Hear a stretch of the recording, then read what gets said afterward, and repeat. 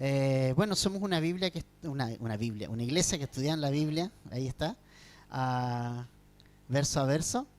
Entonces estamos estudiando Primera de Timoteo y el tema de hoy, familia, es un tema tan delicado. Es un tema en que muchos pastores o falsos pastores se han aprovechado de las ovejas usando estos versículos y mi oración es que entendamos estos versículos a la luz de lo que Dios quiere decirnos, y las personas nuevas que no conocen muy bien estos temas y que tal vez les sean desconocidos, mi oración es que el Señor les ministre igual a través de este versículo que hoy día nos corresponde. Esto no lo elegimos nosotros. Esa es la ventaja de estudiar la Biblia de esta forma, que a veces la iglesia toca temas. Por ejemplo, hay un hermano que todos dicen, este hermano es falto de amor, entonces el pastor el domingo toca un versículo del amor. Nosotros no hacemos eso. Nosotros simplemente queremos abarcar todo el consejo de Dios, para que todo el consejo de Dios nos hable. Y cuando toca un tema, ay, aunque sea un tema difícil de tocar, si Dios quiere hablarnos, bienvenido sea, ¿verdad que sí? Así es que te invito a leer. Vamos a leer los primeros versículos y vamos a orar luego para estudiar este pasaje, 1 Timoteo 5, verso 17. Hoy día vamos a estudiar hasta el final del capítulo. Dice: los ancianos que gobiernan bien sean considerados dignos de doble honor, principalmente los que trabajan en la predicación y en la enseñanza, porque la Escritura dice: no pondrás bozal al buey cuando trilla, y el obrero es digno de su salario.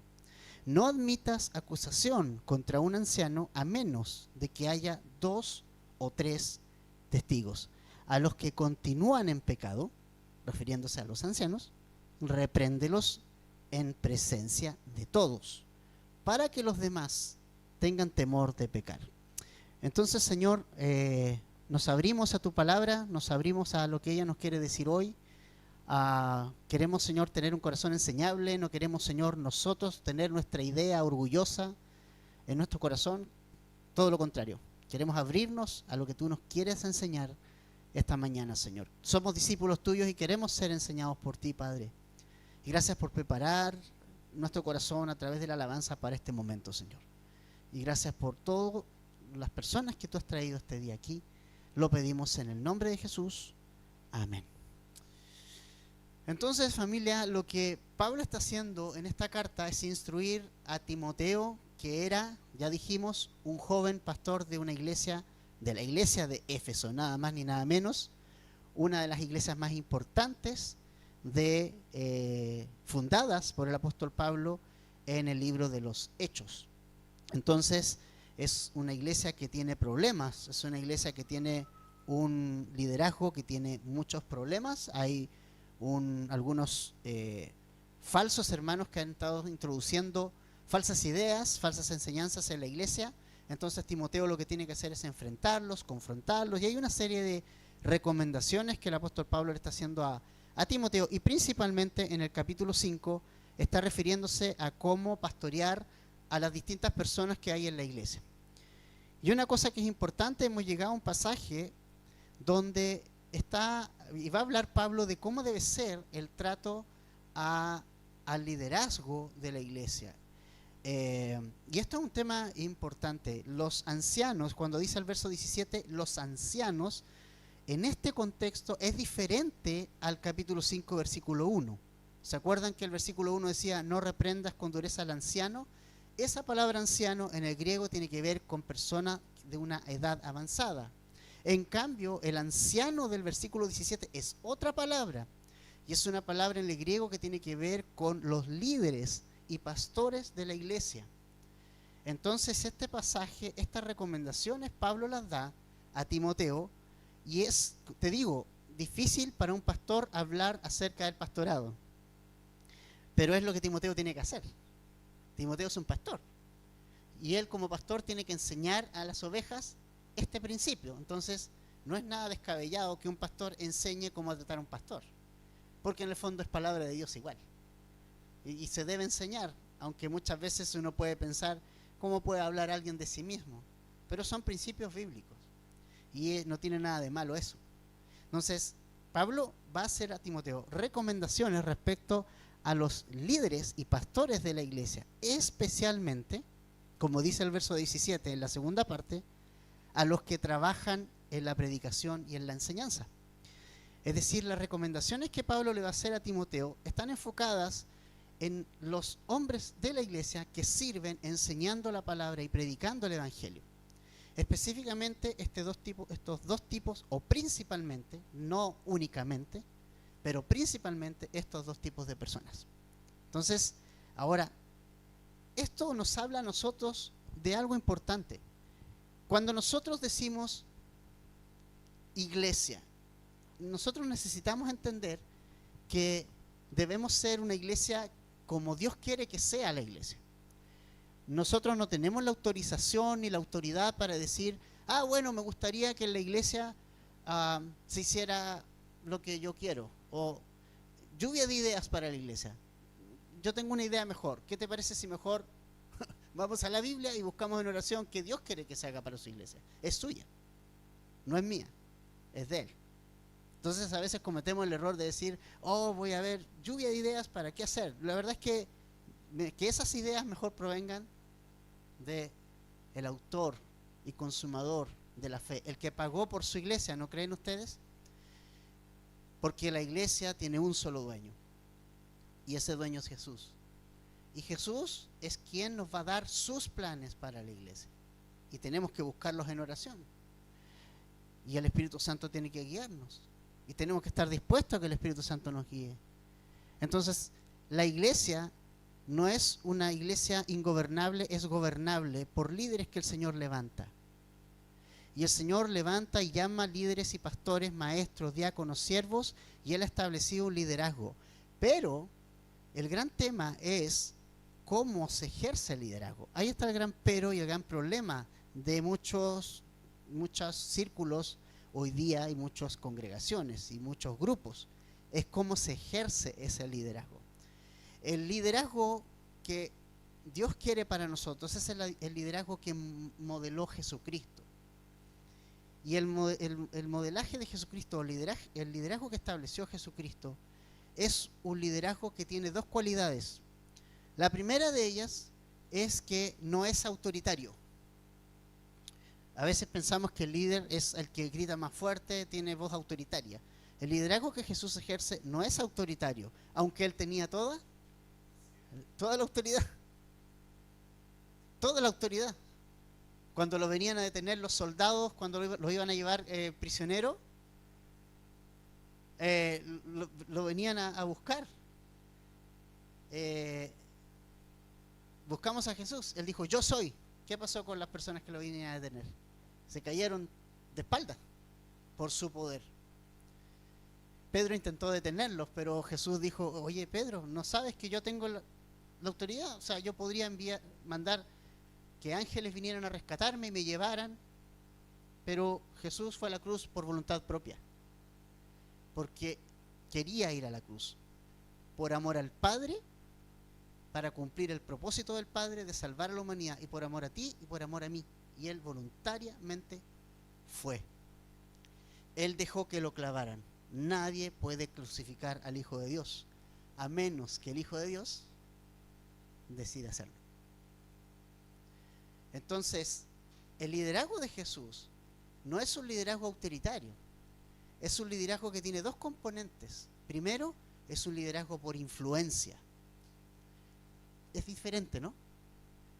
Tú influencias a otro a hacer algo con lo que tú estás haciendo. Es un liderazgo por modelaje.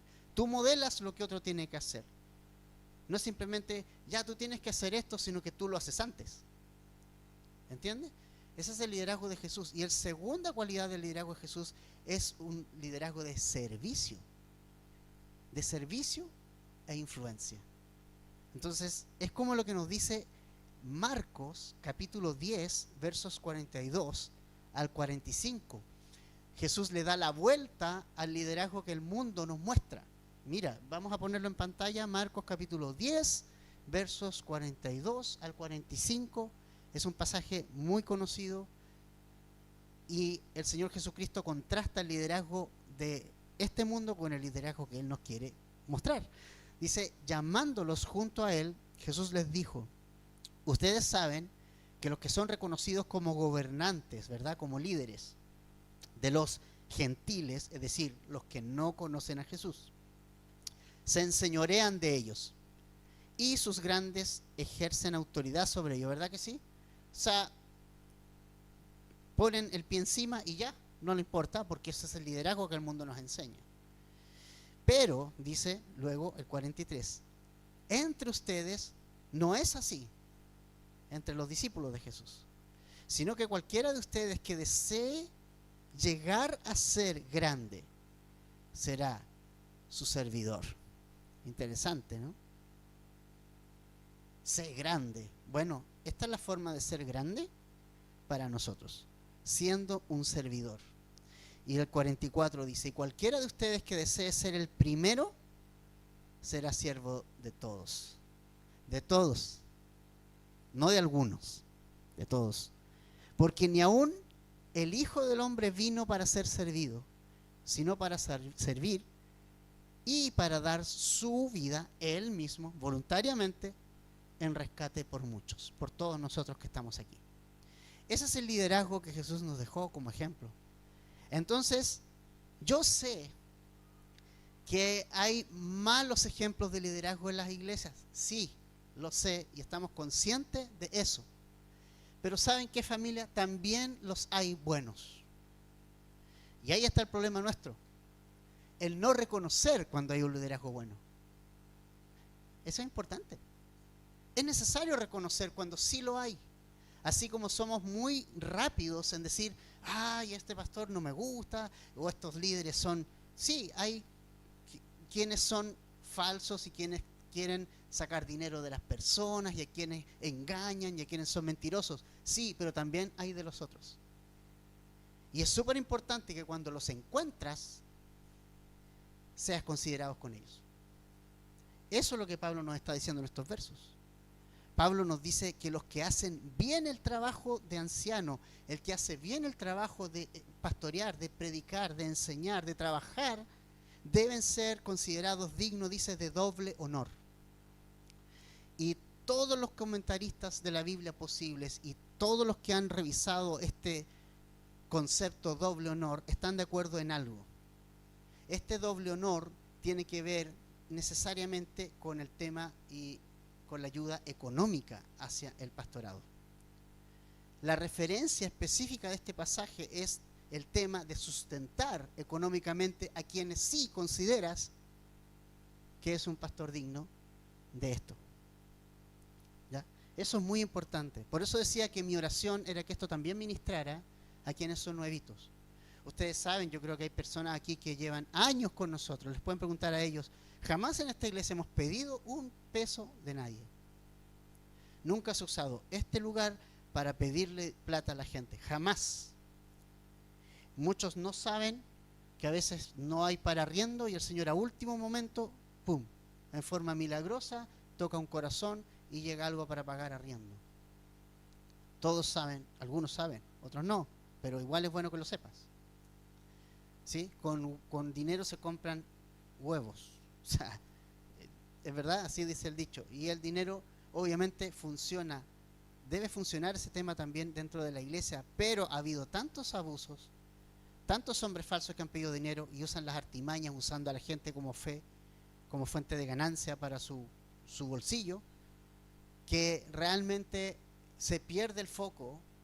Y a veces hay gente que se va al otro extremo de decir yo no voy a ofrendar nunca, ni voy a dar nada, porque realmente se puede gastar mal. Eso es el otro extremo.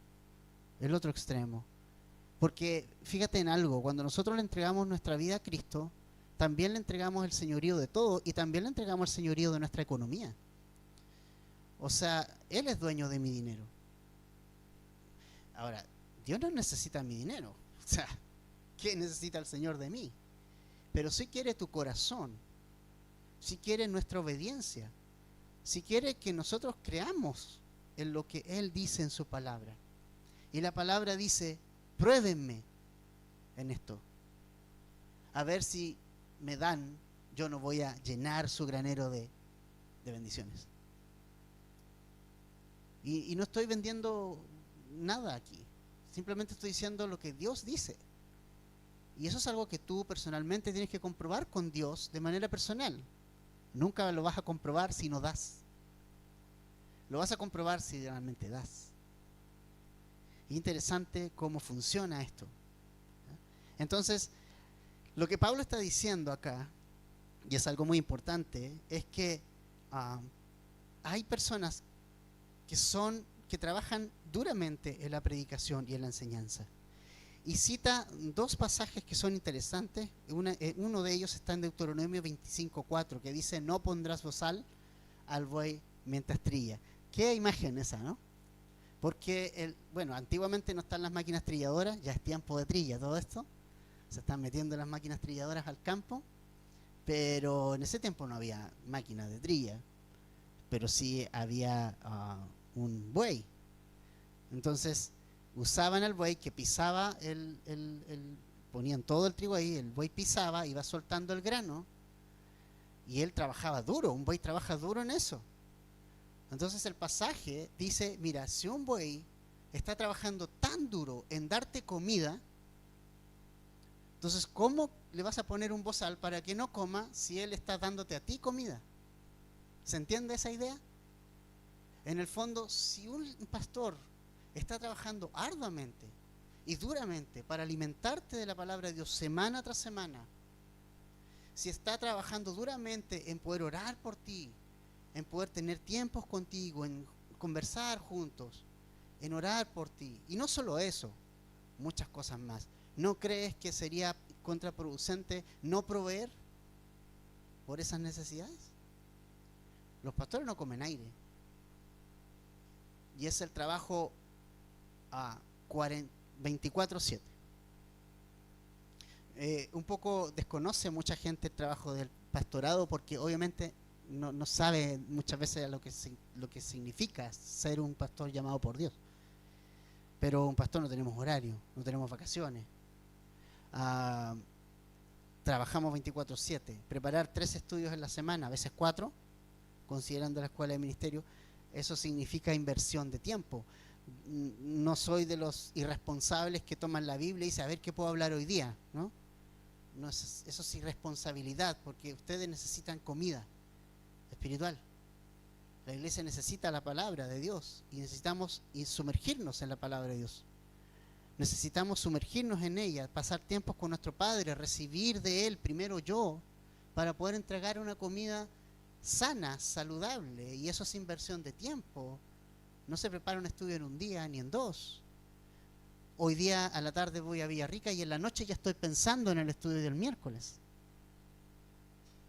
Ya estoy pensando, Señor, ¿qué quieres hablar el miércoles en el pasaje que corresponde?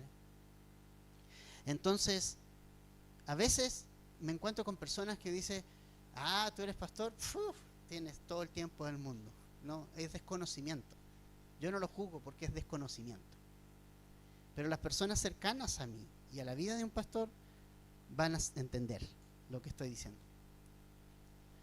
Entonces, familia, considerando esto, Pablo usa un verso de la Escritura del Antiguo Testamento para alentarnos, para suplir esas necesidades que el liderazgo y el pastor particularmente tiene. Y esto es algo que el apóstol Pablo no es primera vez que lo dice. Vamos a 1 Corintios, capítulo 9, por favor. 1 Corintios, capítulo 9, versículos 13 y 14. 1 Corintios, capítulo 9, versículos 13 y 14. Mira qué tremendo lo que nosotros vemos aquí. 1 Corintios 9, 13 y 14. ¿No saben que los que desempeñan los servicios sagrados comen la comida del templo y los que regularmente sirven al altar, del altar reciben su parte, así también ordenó el Señor que los que proclaman el Evangelio, ¿qué dice? Vivan del Evangelio. ¿Ok? Ahora, quiero que leamos el 15, porque en el 15 está el problema. Pero yo, dice Pablo, de nada de esto me he aprovechado, y no escribo esto para que así se haga conmigo, porque mejor me fuera a morir que permitir que alguien me prive de esta gloria. Ese es el problema en muchos. Predicarlo con el ánimo de que, ay, pobrecito, voy a darle ofrenda hoy día. No ese es el ánimo. El ánimo es ser más como Cristo, entender estos principios, entender, y si el Señor toca tu corazón, bueno, gloria a Dios. Y si tú decides algo de aquí al final del estudio, es un tema absolutamente personal y tuyo que el Señor tratará contigo. Pero el tema es, sí podemos vivir del Evangelio, pero hay gente que se ha aprovechado. ¿Ok? ¿Sí o no? Claro que sí. Y ese es el gran problema. Entonces, yo sé que hay gente que se ha aprovechado, yo sé que hay gente herida por este tema de dar, ¿no? Pero eso no te tiene que limitar a que el Señor pueda bendecirte en esa área. Porque esa es un área que el Señor te quiere bendecir. Y hay algo que también es muy importante en esto, familia, es cómo hago llegar esa ofrenda. Esa ofrenda se hace llegar a la iglesia local donde tú participas. Porque también está la otra posición, no, yo voy a manejar mi ofrenda la voy a dar donde yo quiera. Y creo que lo más lógico es que si perteneces a una familia en la fe y a nosotros nos considera tu iglesia, esa ofrenda sea entregada ¿a quién? A tu iglesia local. Para que sea también personas llamadas por Dios las que distribuyan y administren eso que tú has dado al Señor, que es un dinero de Dios. ¿Ok? Se nos olvida eso. Es un dinero de Dios y es un dinero sagrado, es un dinero santo que tiene que darse un buen uso. Entonces, yo sé que toda esta cosa desata muchas pasiones también, y yo he escuchado un montón de cosas acerca de esto, de cómo la iglesia debe usar el dinero y proviene de gente que no conoce al Señor. Dice, hoy ¿qué onda la iglesia en vez de ayudar a los pobres? ¿Has escuchado eso? Bueno, Judas tenía ese pensamiento. ¿Se acuerdan cuando vino una mujer llena de frasco de perfume de alabastro y viene a adorar a Jesús? Y ella era una mujer que se arrepintió de sus pecados, una mujer pecadora, y derrama todo el perfume que ella tenía guardado para su jubilación, para venderlo, todo el sustento y su futuro estaba en ese frasco de perfume de alabastro. Porque las mujeres guardaban perfume de alabastro en frascos para guardarlos como una especie de jubilación, porque no había AFP ni nada de esto, ni sistema de pensión en la antigüedad. Las mujeres hacían eso. Entonces esta mujer tenía guardado eso para su futuro, pero le importó nada porque lo derramó sobre Jesús. Y no dejó de llorar ni de lavar sus pies. Hizo un acto de adoración tremendo, porque era una mujer pecadora que encontró perdón en Jesucristo. Y ella, ¿cuál fue la mejor forma de entregar lo que tenía Cristo? Entregando el valioso frasco de perfume de alabastro sobre sus pies. ¿Y quién fue el primero que saltó? Judas. Y ahora es interesante lo que pasa con Judas, porque Judas, dice la Escritura, era el que Jesús puso a cargo de la bolsa, a cargo de la tesorería. Jesús lo puso. Jesús lo puso a cargo de la tesorería. Ahora es interesante eso, porque yo no habría puesto a Judas, más aún siendo Jesús que conocía a Judas. Pero fíjate, hay algo importante. No importa quién reciba las ofrendas, importa darlas con un corazón sincero. Entonces Judas dijo, oh, podría haberse vendido a los pobres, pero ¿qué realmente quería él? Sacar dinero, porque dice que tenía la costumbre de sacar dinero de la bolsa, de robar. Entonces no tenía tanto amor por los pobres. Lo que él quería era tomar más dinero. Oye, hay mucha gente que tiene el discurso, hay que ayudar a los pobres, hay que ayudar, y no mueve un dedo. ¿O no? Exige a los demás. Es propio de cierto sector. No, los pobres, y ellos se llenan los bolsillos. Y nada de ayudar a los pobres. Es un discurso barato, porque realmente puede sonar muy bonito. Ayudemos a los pobres. Pero no si tu pastor está muriéndose de hambre. ¿Entiendes? La iglesia es prioritaria. Eso es muy importante. ¿Cómo nos financiamos, familia? Solamente, y aquí no hay misterio, a través de diezmos y ofrendas. Eso es todo. No hay nada del otro mundo acá. Con los aportes que ustedes voluntariamente cada uno aporta. No hay misterio en eso. Así de abierto, así de simple. Entonces, familia, mira qué importante. Entonces, volviendo a nuestro pasaje, el doble honor tiene que ver con no solo darle el respeto que el pastor llamado por Dios necesita tener, sino que además es suplir sus necesidades económicas. Es así, es lo que el pasaje dice. ¿Qué otra forma de honrarlo hay? Versículo 19. No admitas acusación contra un anciano a menos de que haya 2 o 3 testigos. Aquí hay otra forma de honrar al liderazgo. Va a haber gente que va a acusar al liderazgo. ¿Y sabe qué? Eso estaba pasando en la iglesia de Éfeso. Probablemente Timoteo, como tenía que enfrentar a los falsos maestros, ¿qué querían hacer? Lo único que querían hacer ellos es tener la posición de Timoteo. Yo quiero estar ahí. Yo quiero ser el pastor. Él lo hace mal. Es joven, es enfermizo, tartamudea. Yo quiero estar ahí porque soy mejor. Así parte. Yo sé más. ¿Qué es? Si el Señor tiene a alguien, es por algo. Tú tienes que preguntarte por qué no estás tú. Es por algo. Hay gente que desea el ministerio, pero con motivaciones completamente equivocadas. Y entonces, ¿qué pasaba en aquel entonces? Que había muchas acusaciones contra Timoteo y algunos líderes que eran firmes en defender la doctrina de Pablo. Firmes en eso. Y entonces, ¿qué pasaba? Que obviamente no se ganaba la simpatía de aquellas personas. Entonces aquellas personas decían, no, él no tiene la razón. Y normalmente, ¿cómo actúan ellos? Es que después del sermón, oye, lo que dijo el pastor no está bien. Yo tengo otra opinión, mira. ¿Y qué hacen con eso? Es desviar el corazón de las personas y llevarlas tras sí. Falsamente. Y eso ha pasado.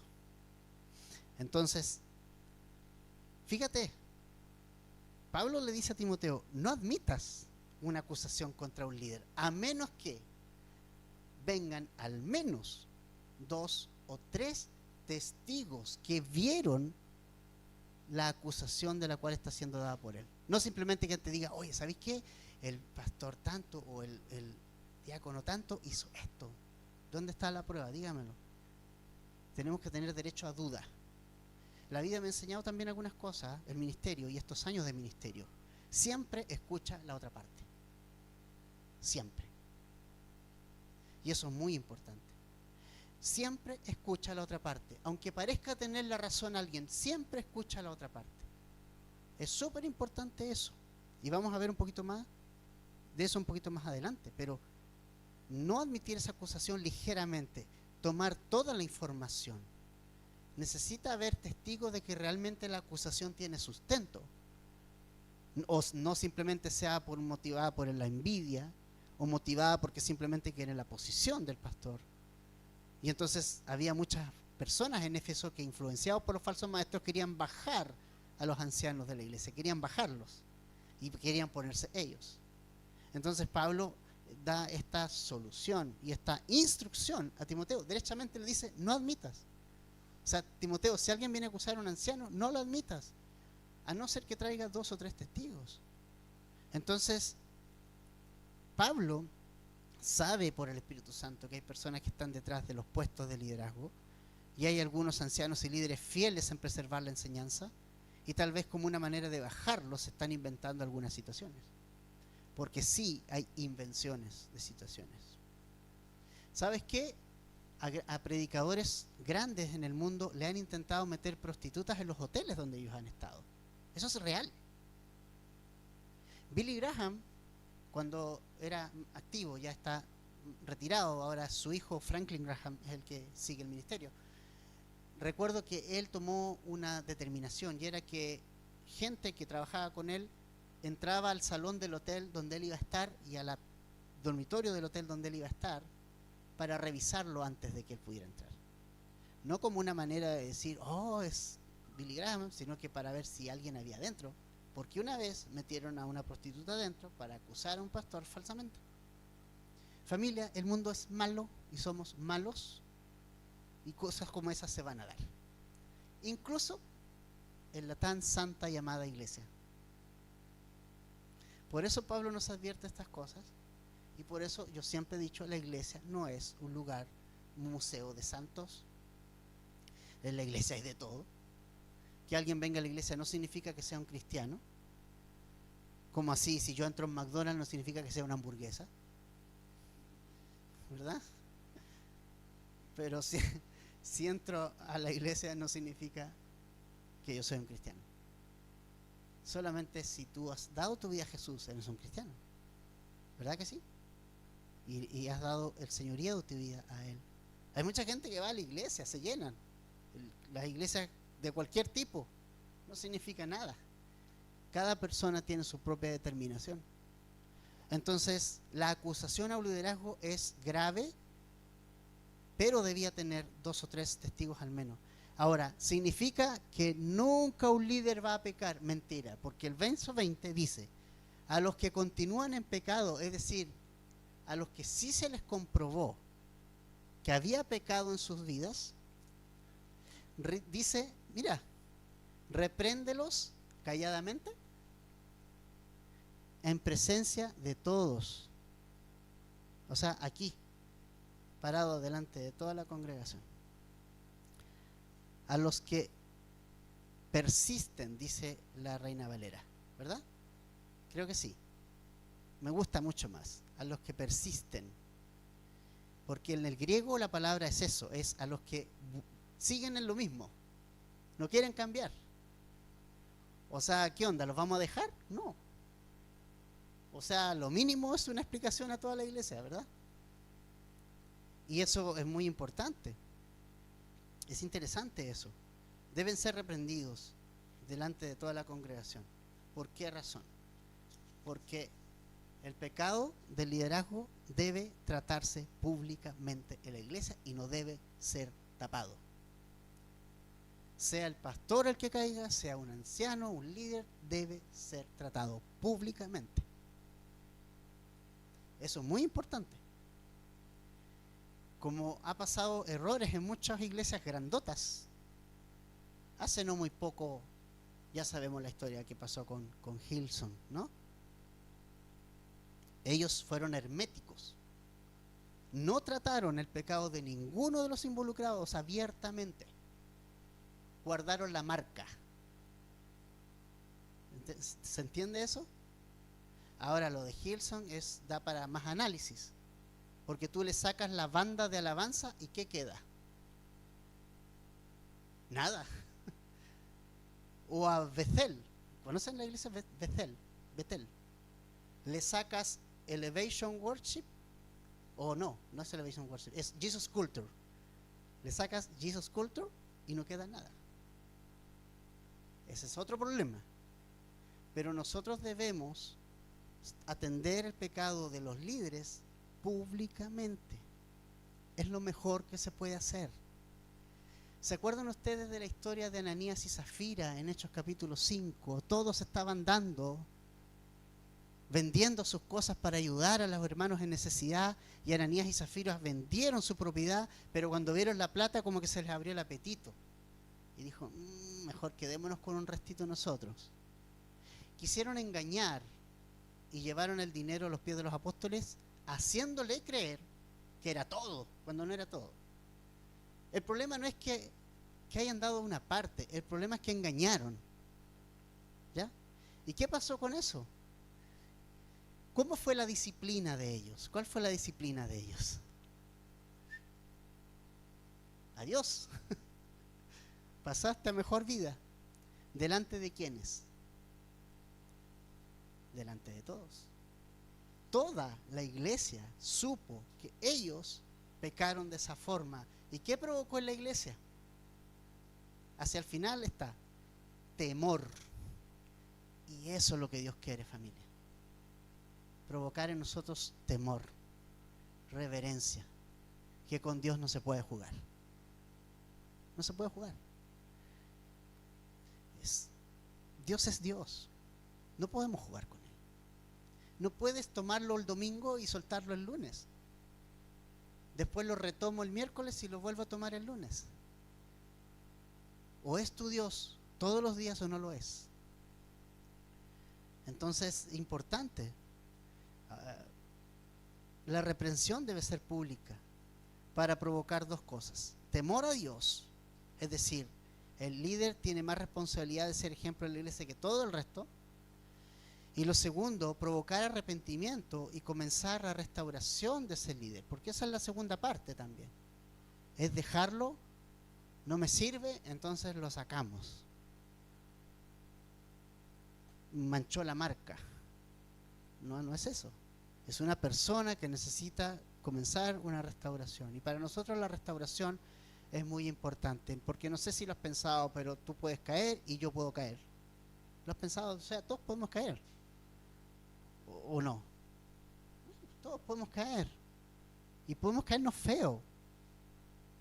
Y tal vez ya nos hemos caído feo. Y tal vez volvamos a caernos feo en alguna oportunidad. Y todos necesitamos ser confrontados cuando caemos. Pero luego tenemos que ser restaurados cuando nosotros venimos en arrepentimiento, eso sí. Entonces, Gálatas 6:1 nos dice la forma de restaurar. Gálatas 6:1 dice: hermanos, aun si alguien es sorprendido en alguna falta, ustedes que son espirituales, restáurenlo en un espíritu de mansedumbre, mirándote a ti mismo, no seas que tú también seas tentado. O sea, con mucha consideración personal, diciendo la verdad, pero considerándome también a mí. Entonces, estas cosas, familia, se van a dar en la iglesia, no debe tomarnos por sorpresa. Somos humanos. ¿Redimidos por Jesús? Sí, pero seguimos siendo humanos y expuestos a caídas como estas. Entonces debemos tratar esas caídas con fuerza y públicamente con el liderazgo, pero dando lugar también al arrepentimiento y a la restauración. Entonces, a los que continúan en pecado, repréndelos en presencia de todos para que los demás tengan temor de pecar. O sea, es como un ejemplo, ¿no? Es un ejemplo. Y es necesario morir a nosotros y tenemos que matarnos y matar nuestra carne, eliminarnos. Cuando digo carne, es nuestros apetitos, nuestras propias pasiones. Debemos crucificarnos a nuestras pasiones y vivir para Jesús, ¿sí? Ahora, ¿qué otras recomendaciones hace Pablo aquí? En el verso 21. Te encargo solemnemente en la presencia de Dios y de Cristo Jesús y de sus ángeles escogidos, que conserves estos principios sin prejuicios, no haciendo nada con espíritu de parcialidad. Ahí está. O sea, Pablo le dice: mira, Timoteo, no seas parcial ni tengas prejuicio. No porque alguien diga o se vea de una forma, significa que está haciendo algo. No sé si me entienden. No dejarse llevar ni por la apariencia, prejuiciar, tener un prejuicio sin conocer la situación, y tampoco ser parcial, que no sea tocado porque es un amigo, porque es un hermano, porque es un pariente. Es un encargo solemne delante del Señor Jesucristo y de sus santos ángeles, dice, porque realmente es un encargo que es importante, no ser parcial. No ser parcial. Santiago nos habla de esto en el capítulo 2, verso 1 al 4, de que si nosotros en una congregación entra un hombre con anillo de oro, vestido de ropa lujosa, y entra un pobre, pero al más rico le decimos: siéntate aquí en los primeros asientos, y al otro: siéntate allá nomás, en el estrado, ahí al final. Esa es una distinción. Santiago 2:9 dice que si mostramos favoritismo, cometemos pecado. Y son hallados culpables por la ley como transgresores. Es decir, es pecado ser parcial. Tomar partido. Eso es ser parcial, tomar partido. Nosotros no estamos para tomar partido en las situaciones. Sí estamos para guiar. Sí estamos para reprender y restaurar cuando se necesita. Es muy importante eso. Segunda recomendación de Pablo es no poner un liderazgo que no te va a funcionar. Versículo 22. No impongas las manos sobre nadie con ligereza, compartiendo así la responsabilidad por los pecados de otros. Guárdate libre de pecado. Esta es una recomendación muy sabia. Es decir, no pongas a nadie en el ministerio aceleradamente, rápidamente. Los que llevan años también aquí en esta iglesia saben eso. Nosotros no andamos detrás de la gente diciéndole, oh hermano, usted lleva un mes con nosotros, le pasamos un libro de la escuela dominical para que vaya a enseñar a los niños. Nosotros creemos que eso es, después de un tiempo largo de oír la visión, de oír la enseñanza de la palabra y de que Dios trabaje en el corazón y Él te motive a servir en el ministerio. No he tenido que ir tras nadie aquí, pero ha ocurrido que hermanos se han acercado, pastor, quiero servir, ¿cómo lo puedo hacer? Y ahí nos ponemos de acuerdo. Así funciona, pero no con ligereza. Acuérdate que 1 Timoteo 3:10 nos decía que los ancianos tienen que ser sometidos a prueba. Y entonces, si son irreprensibles, pueden llegar a servir. Recuerdo una vez un chico habló con nosotros, estaba Edgar en aquellos años, decía, yo quiero estar en la alabanza, quiero servir, ok, probemos. No duró mucho la prueba, duró como 2 meses. No iba a los estudios, no apareció, solamente aparecía para decir cuándo le tocaba cantar, y esa no es la idea. Entonces, es triste, ¿no? Pero la prueba es la que va a mostrar en el tiempo quiénes realmente son llamados o no.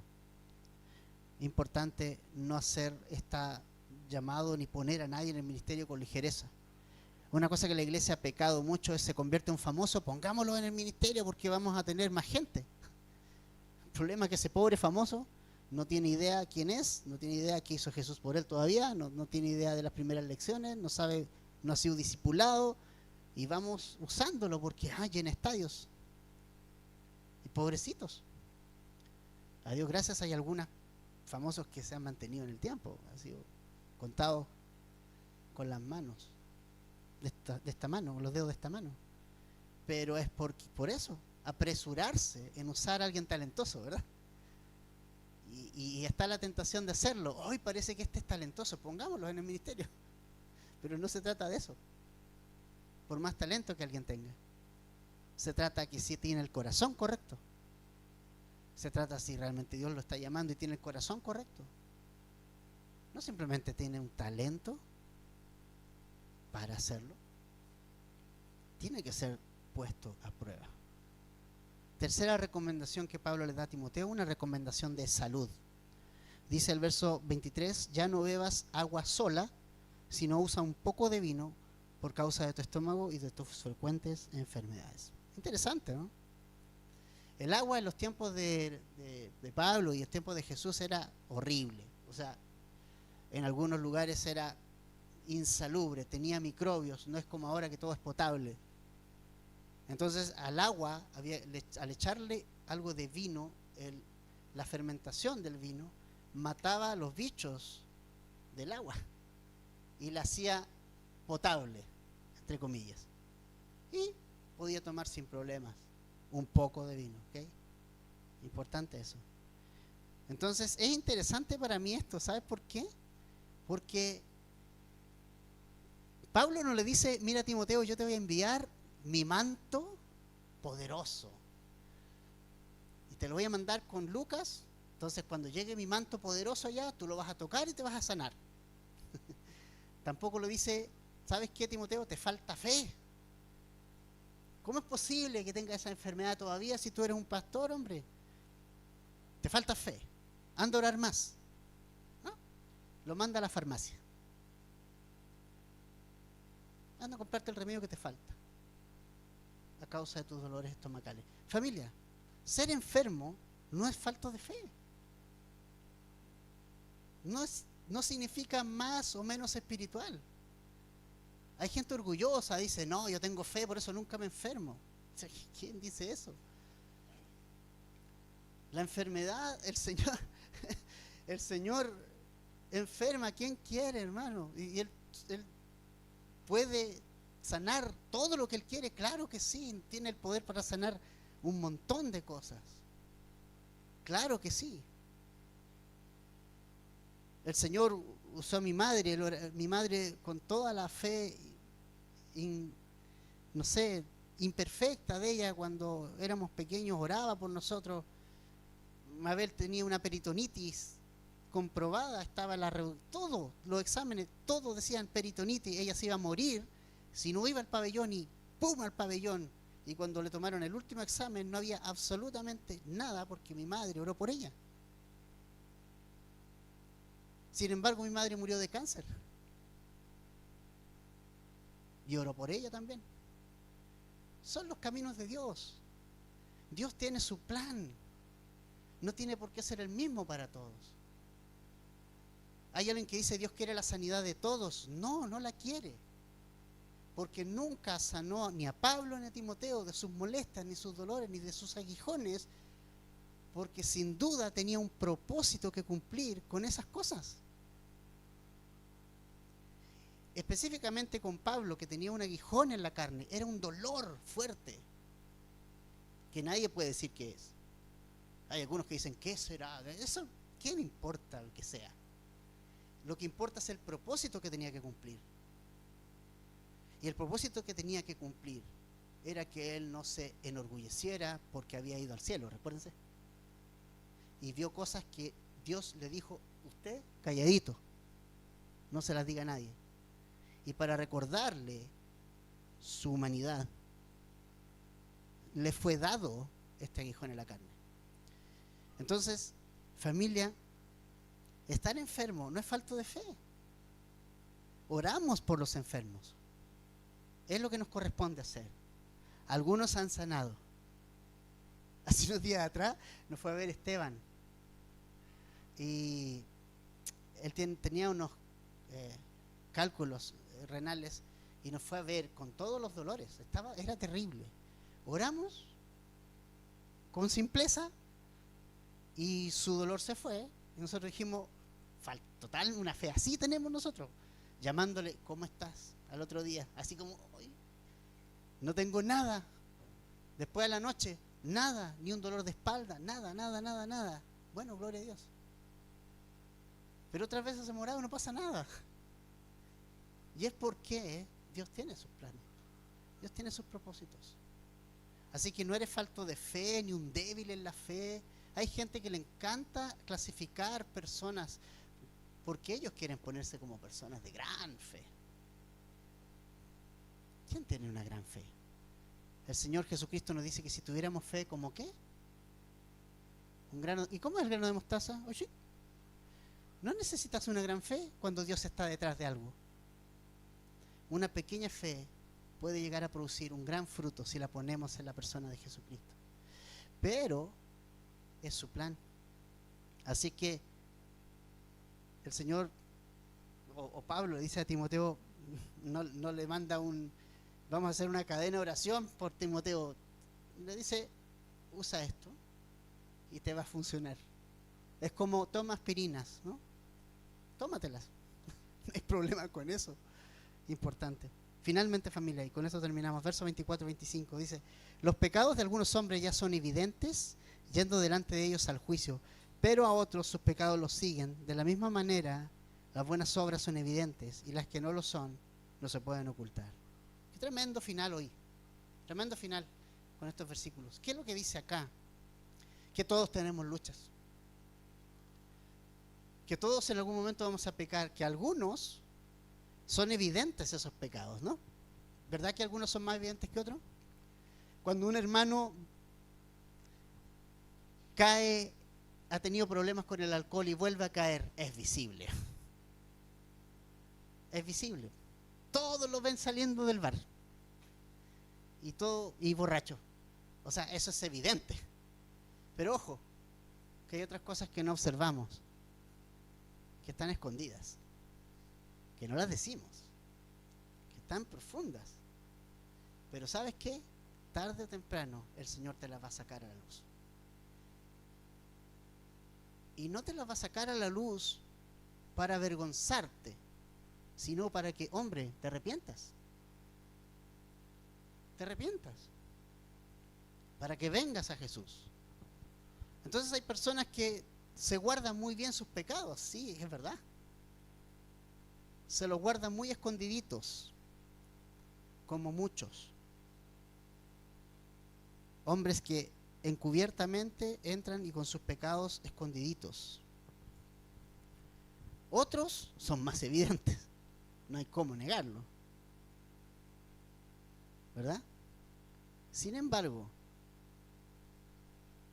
todos los pecados, visibles o ocultos, tarde o temprano el Señor los va a sacar a la luz para tratarlos en nuestra vida. Para que Él los pueda tratar.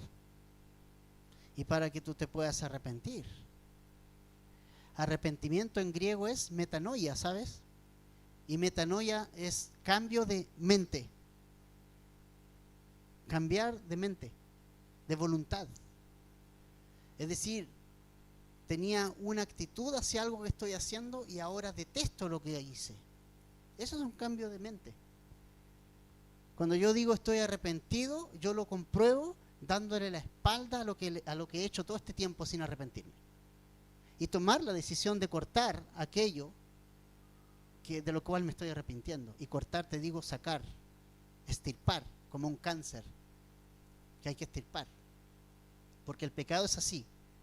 Es un tumor chiquitito, cuando yo lo dejo crecer, ya todo el cuerpo está contaminado. Si no lo trato a tiempo. El pecado es un cáncer que puedes tratar a tiempo. Extirpándolo, tratándolo. Tarde o temprano va a pasar. Pero tienes que arrepentirte. Eso es algo que debe ser intencional por parte de nosotros. Arrepentimiento es intención de cambiar. Es dar la espalda a aquello que estoy haciendo y a la vez direccionar mi vida hacia el otro lado y someterla en obediencia a Jesús. Eso es morir a nuestra carne. Pero Jesús dijo que el que muera, el que pierda su vida, ¿qué va a hacer con ella? La va a ganar. Así funciona. Al revés.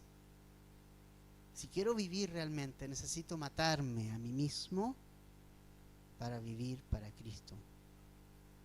Así es que Timoteo debe aplicar estas cosas y enseñar estas cosas. En la aplicación de hoy, puse 3 preguntas que es importante antes de irnos para hoy, antes de finalizar.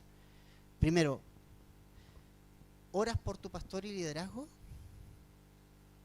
Segundo, ¿aportas económicamente a tu iglesia local, la que consideras tu familia? Eso es importante. Si no lo haces, bienvenido al club, si quieres hacerlo.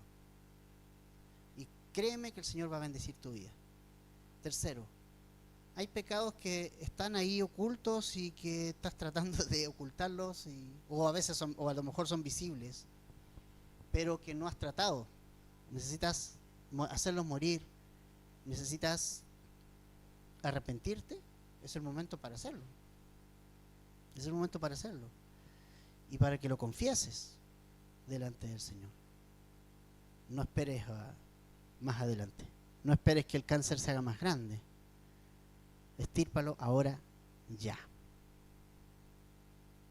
Porque si no lo haces, si no matas la carne te va a matar a ti. Y todo lo que haces alimenta algo, todo. Si tú estás todo el día con el teléfono, viendo la buena onda de YouTube, viendo el Twitter, las noticias, todo eso lo consume tu cuerpo, lo consume tu mente. Tú me puedes decir, no, es que yo tengo mis devocionales. compara los tiempos. A lo mejor tu devocional es de 20 minutos y estás todo el día con las noticias ahí alimentando la carne. Difícil así. Difícil así. Necesitas darle tiempo al Señor, pero no le des alimento a tu carne, porque tu carne va a ser más fuerte que tu hombre espiritual y va a devorar a tu hombre espiritual. Usa el teléfono para bienes buenos. Hay cientos de enseñanzas sanas. Calvary Chapel tiene un montón de gente en español espectacular, maestros que enseñan espectacular, que puedes ponerte los audífonos y escucharlos mientras vas en la micro, mientras vas en el trayecto al trabajo, mientras tienes algo que hacer. Y escucha la palabra, escúchala, escúchala, escúchala, escúchala. Te va a cambiar, te va a transformar. Eso es así. No hay otra forma. Llénate de la palabra y va a salir toda la basura que hay dentro de ti, toda la mugre que hay dentro de nosotros, porque la palabra es el elemento de limpieza nuestra. ¿Con qué limpiará el joven su camino, no? Ella nos va a limpiar. Nosotros no somos autolimpiantes. Necesitamos un limpiador, y ese limpiador es la Biblia. Piénsalo y en estas preguntas y vamos a orar. Señor, gracias por este tiempo, por tu amor, tu misericordia.